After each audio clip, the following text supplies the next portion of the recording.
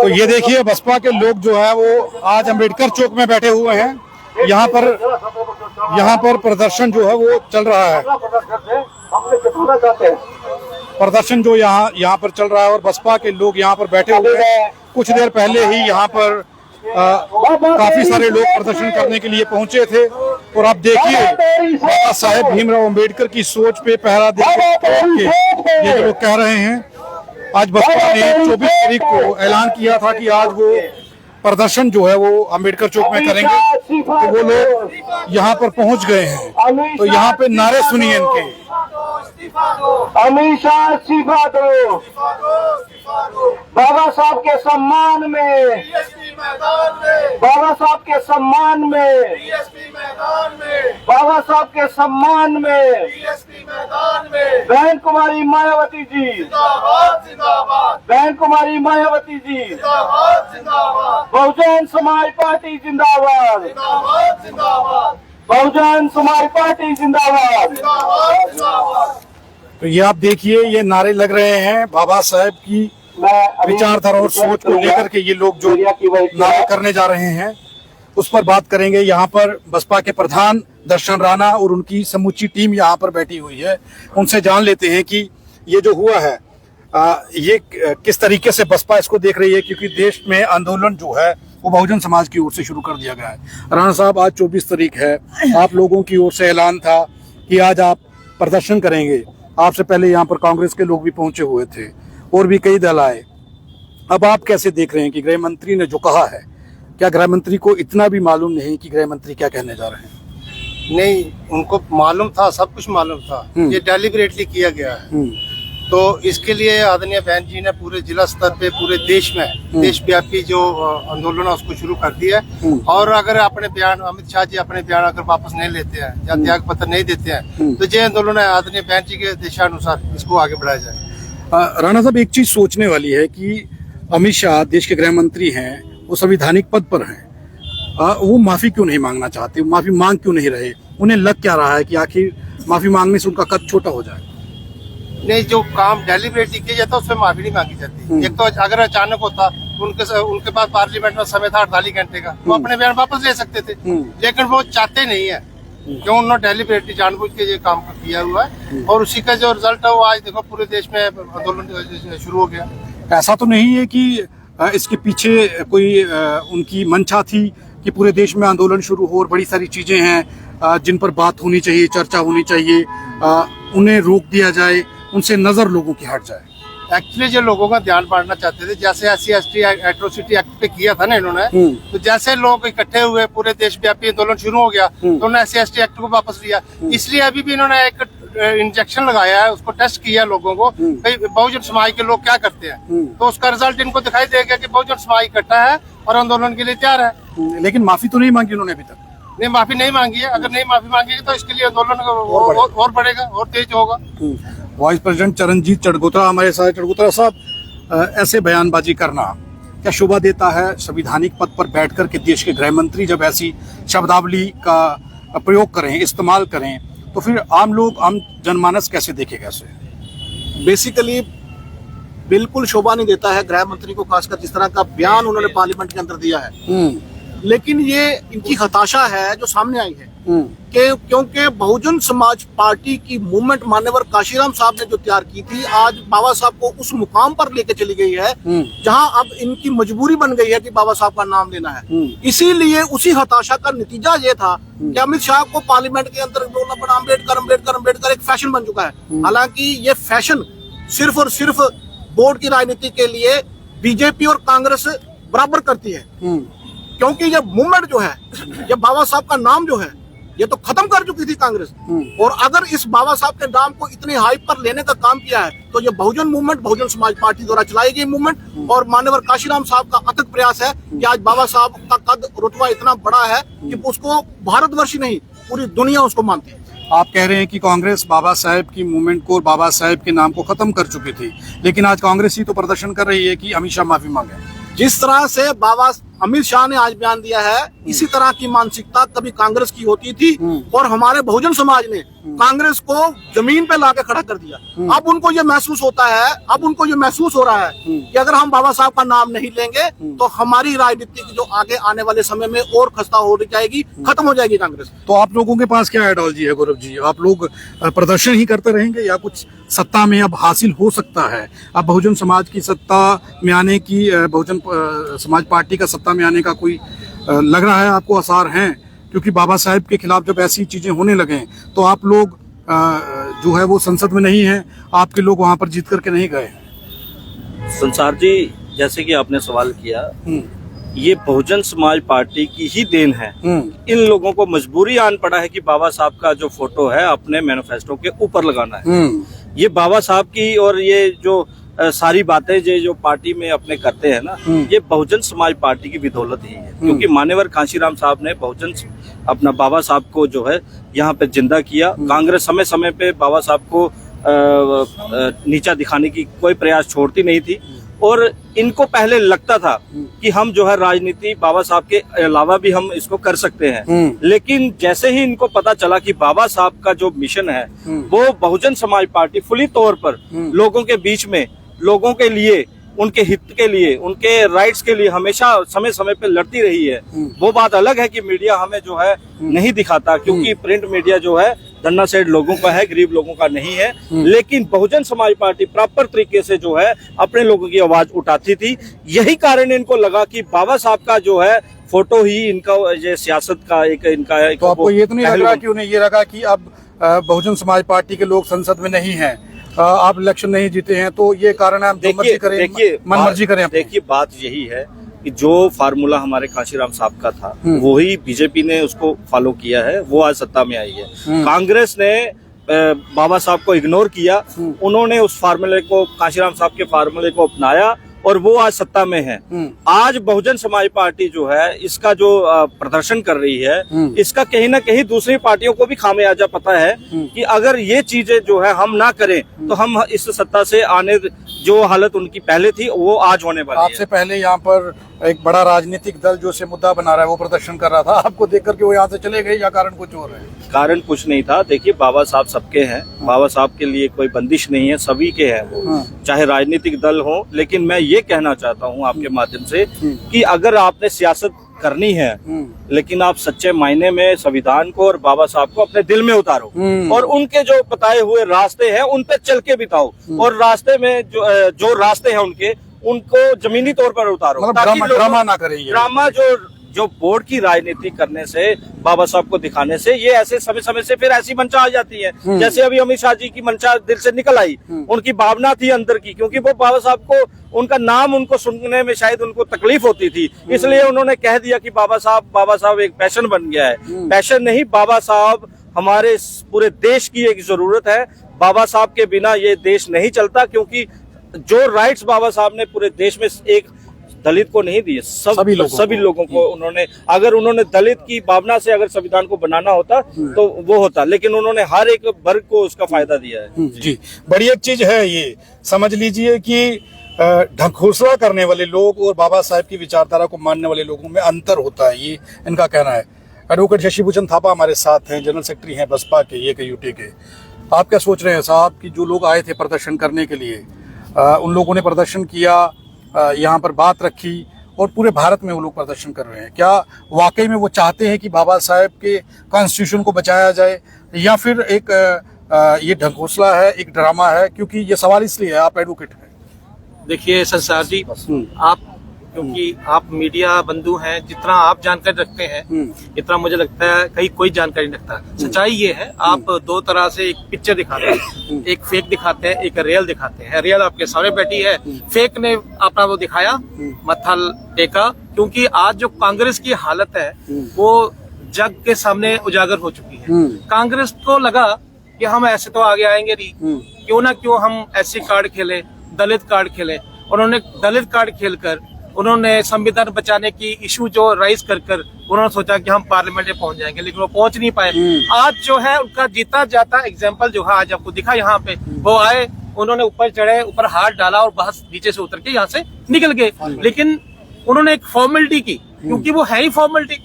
वो हमारे लोगों का जो इमोशंस को यूज करते हैं, वोट लेते हैं, जब वोट ले लेते हैं तो उसके बाद पार्लियामेंट में हमारे लोगों की बात तक भी नहीं करते। वो भी आपके सामने जग जाहिर है।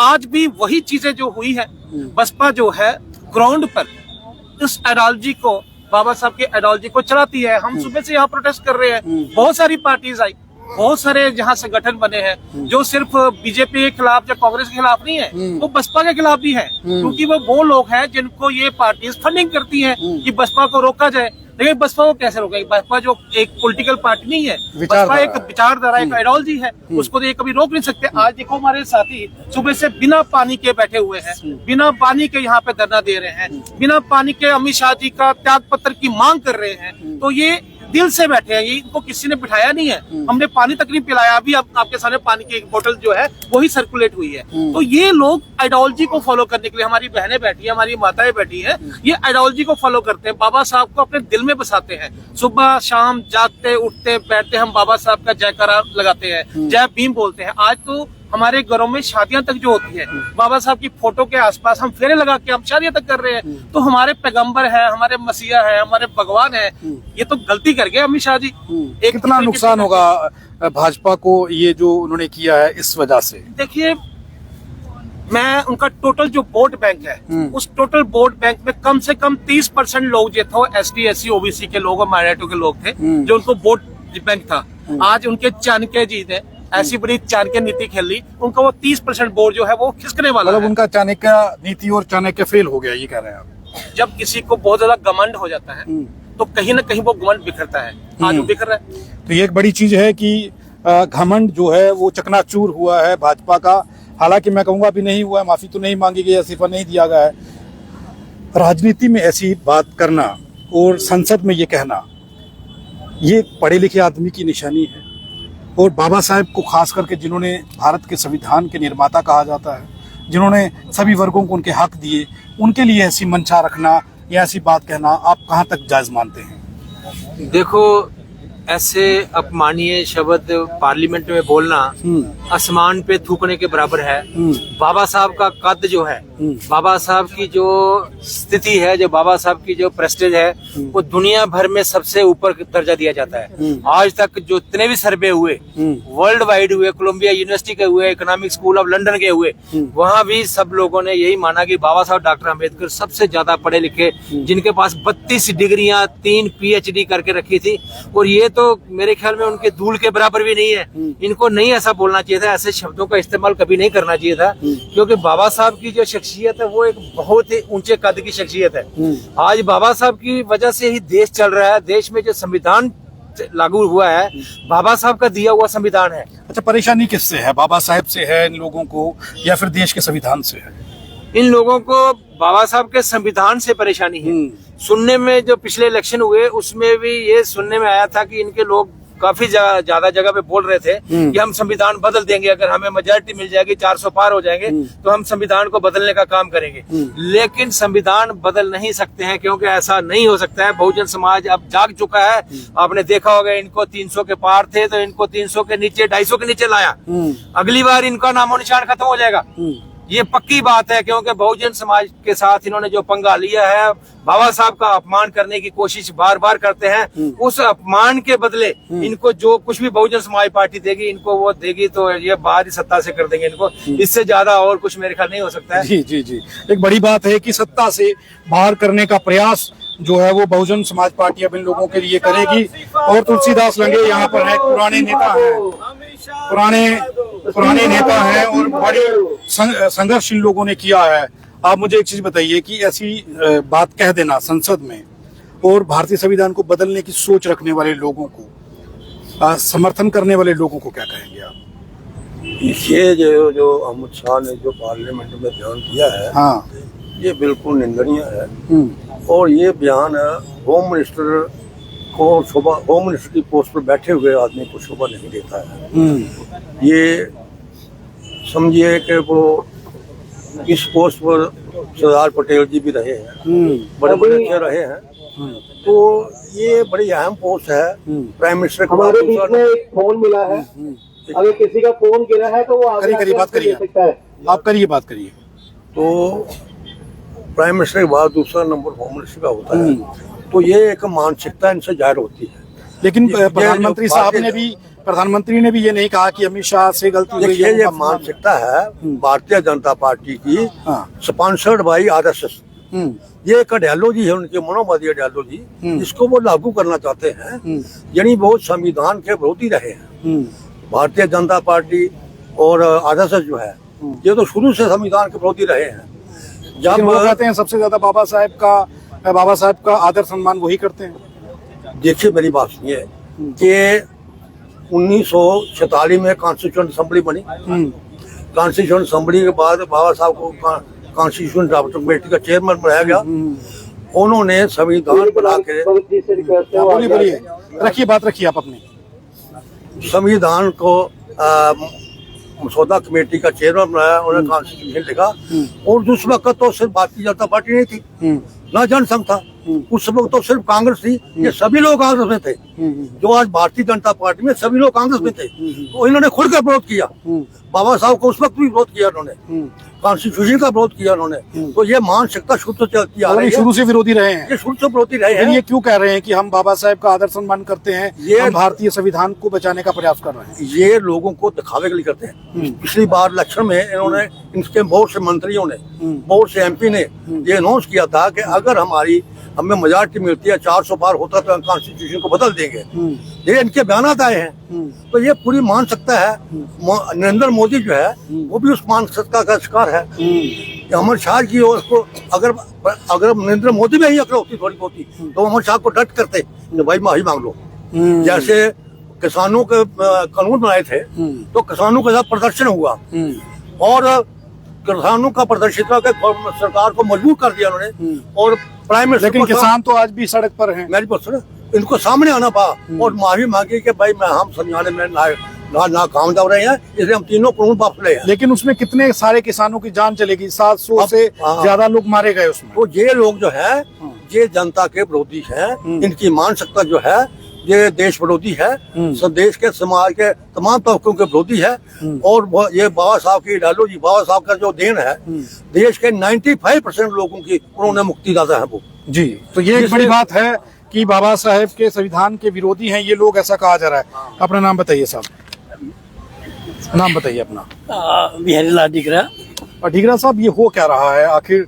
कॉन्स्टिट्यूशन से चलने वाले देश के अंदर ऐसी बात कह देना और देश के संविधान निर्माता को बाबा साहेब के बारे में ऐसे शब्द बोलना। सर, देश जो है वो संविधान से चलता है और संविधान के निर्माता बाबा साहब हैं। हमारे जो बहुजन समाज है, खासकर 95% जो बहुजन समाज है, वो बाबा साहब को पूजता है और बाबा साहब के खिलाफ इस तरीके की कोई टिप्पणी करे उसको बर्दाश्त नहीं करता है।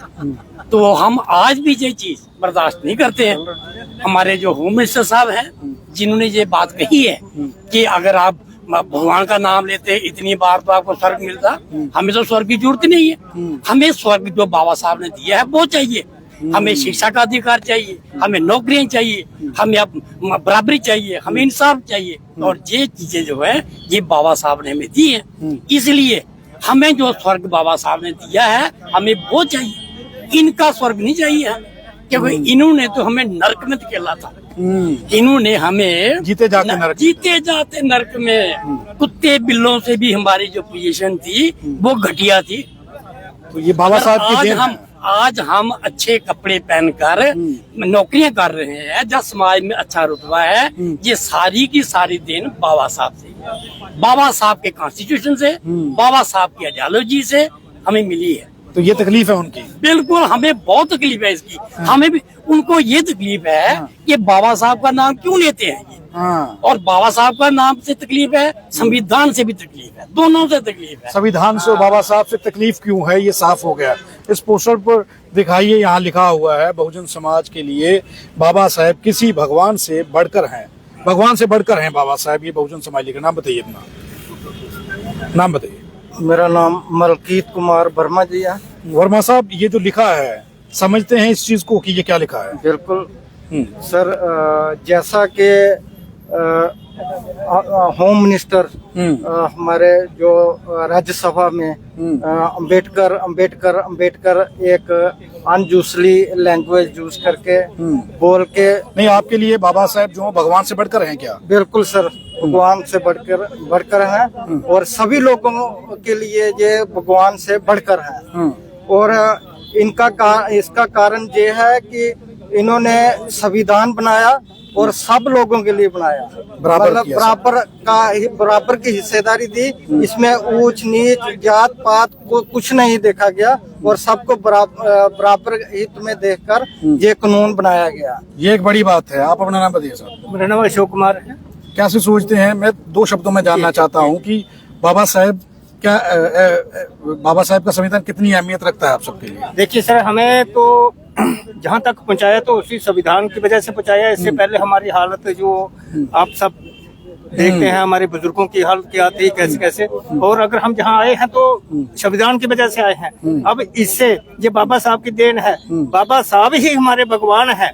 बाकी भगवान तो हमने इनके देखे, हमारे जो माता पिता की हालत क्या थी, बाकी बालों देवी देवता इनके हमने अपनाए थे। अब छोड़ना पड़े बाबा साहब ने हमें, जब हमारा स्वर्ग तो बाबा साहब की देन है। मतलब स्वर्ग अब देखा है आपने? अब देखा है। बाकी तो ये इनके स्वर्ग जो है ये इनको मुबारक है, लेकिन हमें अपना स्वर्ग तो अपनाने दें। इसका ये हमारे लिए, हमारे समाज का, हमारे जो बहुत बड़ा अपमान किया इन्होंने, ये बहुत बड़ा अपराध किया है। अपराध है ये, इसे अपराध मान रहे हैं। अपना नाम बताइए। नाम बताइए। गुरुदेव राय। गुरुदेव भाई, मुझे बताइए ये जो हो रहा है देश में, ये किस और स्थिति को लेके जाया जा रहा है? ये सर नौजवान जो पीढ़ी है ना, उसको गुमराह किया जा रहा है। उनको पता नहीं चल रहा है नौजवान पीढ़ी को कि बाबा साहब है क्या। बाबा साहब एक विचारधारा है, चाहे उसको जितनी मर्जी सदी हो जाएगी लेकिन उसको मिटा नहीं सके। इसको पहचाना जा सकता है विचारधारा से। मैं नौजवान पीढ़ी से यही बात बोलूंगा कि किसी भी पार्टी के साथ जुड़ने से पहले ये सोचे कि विचारधारा बाबा साहब के लेकर के कौन चल रहा है, क्योंकि इनको सभी पार्टियों को पता है कि जिस ओर चले जवानी उस ओर चले जमाना। ये जवानी को एक तरफ नहीं जाने दे रही। अभी मैं नौजवान पीढ़ी से ये बोलूंगा, किसी के कहने पर किसी रोड पे कोई ऐसे मत जाओ, नहीं तो जो आपको मार देंगे, बिगाड़ देंगे। अभी आप पैरों से चल के नहीं जाना है, क्योंकि पैरों से चला हुआ आदमी फंस जाता है, लेकिन जो दिमाग से चलेगा बाबा साहब की तरह, बाबा साहब की विचारधारा पे चलेगा, उसको पकड़ने वाला और मारने वाला कोई नहीं है। और नौजवान पीढ़ी, अगर मैं अपने हिसाब से बोलता, अगर मेरा साथ देगी तो मेरा काम है कि जम्मू कश्मीर, कम से कम जम्मू कश्मीर इस नौजवान पीढ़ी के हाथ में दे करके जाऊंगा जब तक मैं जिंदा हूँ। एक बड़ी बात है कि विचारों को समझना बहुत जरूरी है। यहाँ पे आ जाइए, यहाँ पर देखिए महिलाएं भी यहाँ पर पहुंची हैं, तो महिलाओं से थोड़ा सा जान लेते हैं कि वो क्या सोच रही हैं। बाबा साहेब महिलाओं के लिए कितने मायने रखते हैं। आप अपना नाम बताइए। मेरा नाम स्वर्ण है। बाबा साहेब को लेकर के एक टिप्पणी की गई है, महिलाएं बाबा साहेब को लेकर के क्या सोचती हैं, आप क्या सोचती हैं? बाबा साहब के संविधान के पहले स्त्रियों का जीवन नरक था। जब संविधान आया उसके बाद की औरतें पढ़ने लिखी, बाहर निकली, और उससे पहले नरक से भी बेहतर जीवन था। इसलिए भगवान बाबा साहब को जितने भी नारियां वो भगवान मानते हैं। तो जो अमित शाह जी ने कहा है उसे कैसे देखते? जो अमित शाह ने कहा है वो बहुत गलत कहा है, बहुत निंदनीय है। उन्होंने अपने शब्द वापस लेने चाहिए, माफी मांगनी चाहिए। अगर माफी नहीं मांगी है तो उन्हें अपना इस्तीफा दे देना चाहिए। तो ये महिलाएं हैं, और ये देखिए अमित शाह के इस्तीफे की मांग जो है वो खुलेआम की जा रही है। और यहाँ पर बहुजन समाज के लोग, SC ST OBC समाज के लोग बसपा के इस मंच से खुलेआम चुनौती कर रहे हैं। चुनौती दी है देश के गृह मंत्री को, भाजपा सरकार को, और कांग्रेस और भाजपा को दलित विरोधी बताया है इन लोगों ने। ये तस्वीरें आपके सामने हैं, लाइव तस्वीरें आपको दिखा रहे हैं। इस खबर को ज्यादा से ज्यादा शेयर करिए ताकि बाबा साहेब की मुहिम को आप लोगों तक पहुंचाया जा सके, बाबा साहब के विचारों को आप तक पहुंचाया जा सके, और क्या बाबा साहब चाहते थे वो आपको समझाने का प्रयास हम लोग कर रहे हैं इन लोगों के माध्यम से। ये लोग बाबा साहब को किस नजर से देखते हैं, ये सब तस्वीरें आपके सामने रखी गई हैं। मैं आपको दिखा रहा हूँ, ये तस्वीरें देखिए कि इन लोगों को एक मिनट का समय लें। ये समझ आ चुकी है कि बाबा साहेब भीमराव अंबेडकर हम सभी इन लोगों के लिए क्या कर रहे थे और किन लोगों को तकलीफ थी बाबा साहेब भीमराव अंबेडकर की इस मूवमेंट से।